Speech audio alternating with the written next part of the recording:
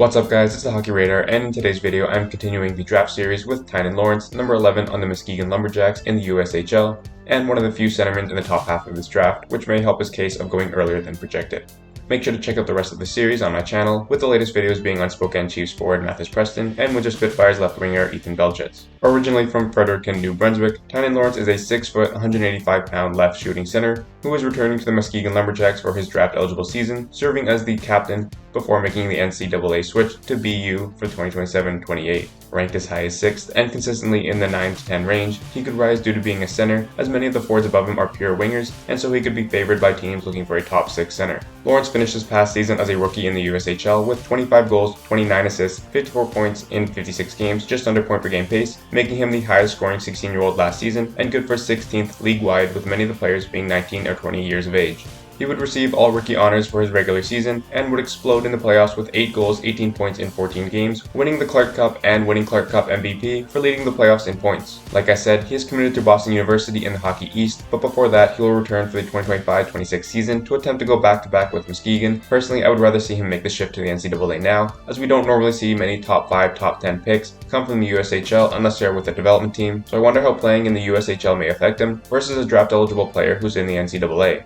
To elaborate on this, in recent drafts, Sasha Bovair would put up 68 points in 61 games in the USHL in his draft-eligible season, but would go all the way to 18th overall. Michael Hage put up 75 points in 54 games, but would go 21st. And Riker Lee this past draft put up 68 points in 58 games, but went all the way at 26th overall. So if players are putting up 60 to 70 points in their draft-eligible seasons and still going in the 20th overall range, Lawrence would need to get in the high 70s to 80s to even be in the top 10 conversation, and he needs to dominate this league. That's why I'd rather see him in the NCAA, as even the most successful of USHL seasons result in mid-first round selections. With that being said, I think in roughly 60 games next season, Lawrence will put up 35 goals, 37 assists for 72 points for Muskegon in 2025-26. Additionally, on an international stage, Lawrence had a great U17 World Hockey Challenge with Canada White, putting up 3 goals, 6 points in 5 games, taking home gold with fellow 2026 draft class players Mathis Preston, Ethan Belchetz, and Keaton Verhoff. He would also suit up this summer for Canada at the Hlinka Gretzky Cup, putting up a goal and 3 points in 5 games, taking home bronze. Despite the point totals and tournament results, many believe he still had a positive tournament that helps his draft stock.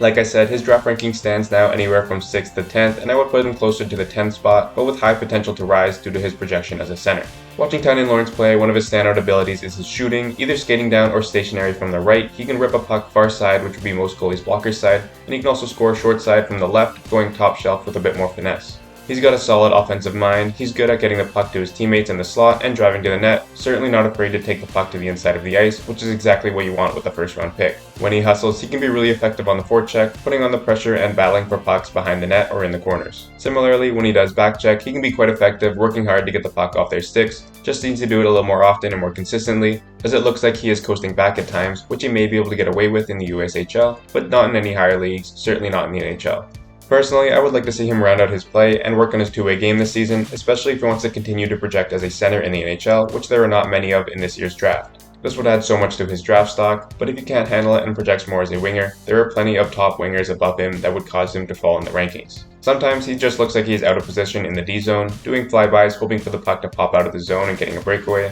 which is not a good look, especially as a center. But moving on, he has decent hands and puck carrying abilities, and he's an okay skater as he can build speed straight line skating and can spin away from defenders with his edge work. What I do notice about him is that he is really good at picking up the puck in the corner and circling the faceoff dot to bring the puck to the inside to get a shot off for a goal or a rebound, and this is really important because teams want guys who can and want to take the puck to the inside of the ice. On the special teams, he has some nice puck control and shot release from the power play, and some solid defensive positioning in PK scenarios. Overall, a pretty smart offensive player who needs to work on his game inside his own zone. There's lots of potential here, and he needs to build on last year's playoffs and be one of the top players in the whole league if he wants to stay in the top 10 conversation. Some teams who I could see picking up Tynan Lawrence in the latter half of the top 10 would be the Anaheim Ducks. They have put together a strong team who will probably improve, but still end up with a pick around the 10 to 12 range, and they could use Lawrence as a solid top 6 winger or a third line center behind Carlson and McQueen in the future. They have done an amazing job at building a strong prospect pool at defense, and so they can afford to take another forward with a high pick at next year's draft. Another team could be the Buffalo Sabres, who will likely miss out on the playoffs again and pick around this range.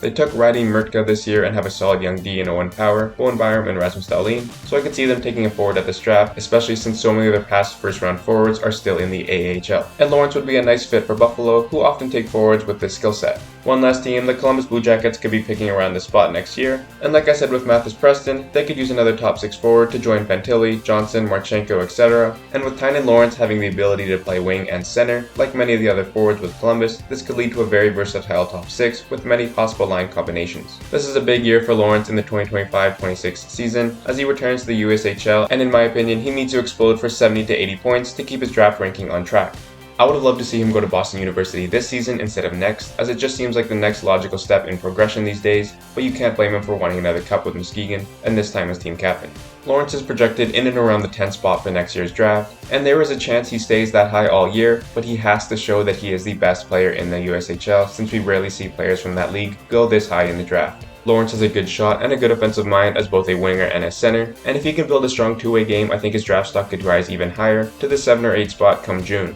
That's it for now for this video on Tynan Lawrence. Always more content to come, especially with preseasons and training camps starting later this month. Like and subscribe, comment your thoughts down below, and stay tuned for more videos to come.